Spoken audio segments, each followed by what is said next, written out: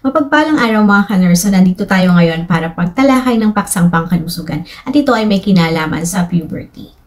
Ang puberty actually ito ay ang panahon kung kailan nagdadalaga o nagbibinata ang ating mga from childhood, no? So pagka dalaga nila, pagka binata, ito ay papunta na sa pag-adulthood. So maraming mga bagay na nangyayari during the time ng puberty at ito ay nangyayari sa stage ng adolescence. So mga puberty, meron tayong mga physical changes, meron tayong social changes, emotional changes. So maraming mga nangyayari sa katawan ng isang tao kapag siya ay dumadaan sa stage ng adolescent or sa kanyang puberty.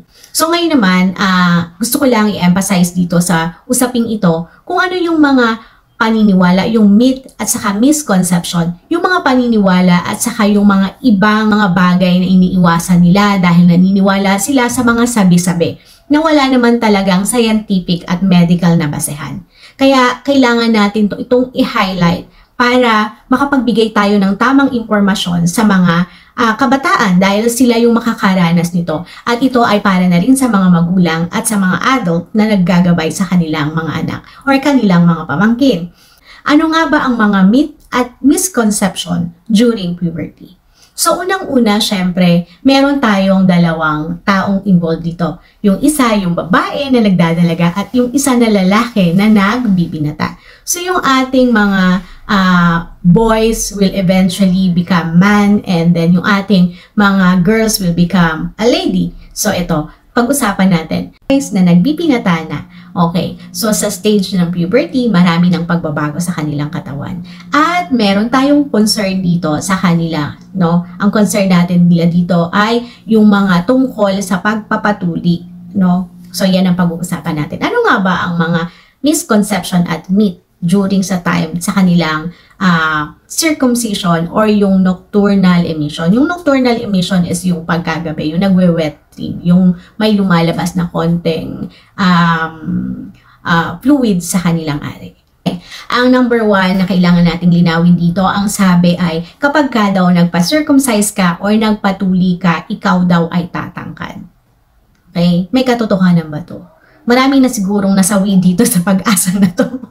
Actually po, nagkataon na sa stage ng puberty ay tumatangkad talaga dahil po sa kanilang edad, okay, sa puberty stage, sa adolescent stage na ito pong 9 to 12 years old, dito talaga nagkakaroon ng pagtangkad.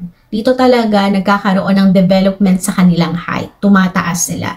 Okay? So, either ikaw ay magpatuli or hindi ka magpatuli, ikaw ay tatangkad sa panahon na to, no? But you have to consider also, maraming mga factors, no? Maraming mga factors, syempre ang genes dyan, ang factor sa mga activity ninyo. So may mga factor na nakaka-apekto kung bakit hindi agad sila tumangkad or hindi sila masyadong tumangkad, okay?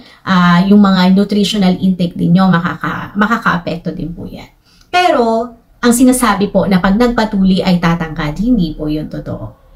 Wala pong kinalaman ang pagpapatuli sa inyong height.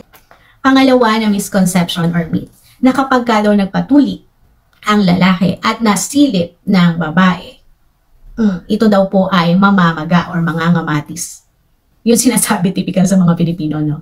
Okay, kaya naman sobrang takip sila, sobrang hinahawakan na nila, kino-cover nila yan, ayaw nilang ipakita. Okay, sa mga typically sinasabi pa pag nakita daw ng dalaga, no? So ibig sabihin pag nakita ng may asawa, hindi siya mangangamatis. Actually wala pong kinalaman yon dahil it's just a normal process na kapag ka nagkaroon po ng cut or nagkaroon po ng inflammation, mamamaga po kasi talaga yan kasi may sugat, no? May nakat, meron pong part po ng process ng healing yan na mamamaga talaga siya. Okay, so depende po dun sa cut. Yung pamamaga na yun ay hindi po dahilan dahil nakita siya ng babae or nasilip siya ng babae. Okay? So, hindi po. Pang-apat, para sa ating mga boys na nagbibinata. Sabi, di ba, pag may pagkakataon nangyayari ito at dapat ipaliwanag ito sa ating mga anak na kapag sila ay nasa stage na ng puberty, may pagkakataon na kapag sila ay natutulog, pag magigising sila middle of the night or basta nagising sila na medyo wet or para silang naihi. Okay? So, hindi po ito, ang sabi kasi dito ay dahil nag-iisip daw or dahil daw sa mga sexual thoughts, hindi po yon na ang nagkukos ng wet dream. Ito po ay normal na nangyayari. Consider as normal po yan. Hindi po dahil sa nag-iisip sila or hindi po dahil sa meron silang something in mind kaya po yun nangyari.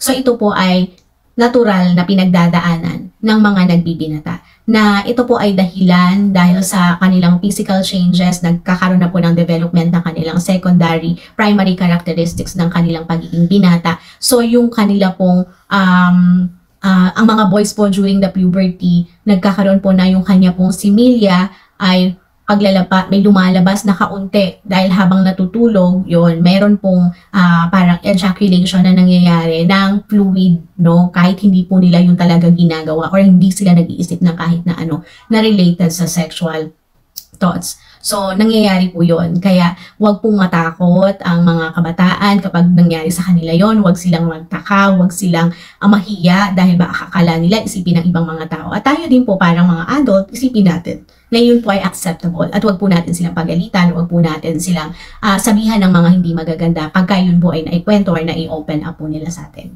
Okay? So, sana po ay naliwanagan kayo sa ating topic na ito na yung most common lang po. Maaaring meron pa po kayong iba na nasa isip ninyo na hindi ko po nabanggit. Pwede nyo pong i-comment down below para po ma-share din natin sa iba. At tingnan po natin kung ang mga ito ay may basihan scientifically or may basihan medically acceptable. Okay? So, maraming salamat po, guys. Bye! Bye, mga ka-nerd!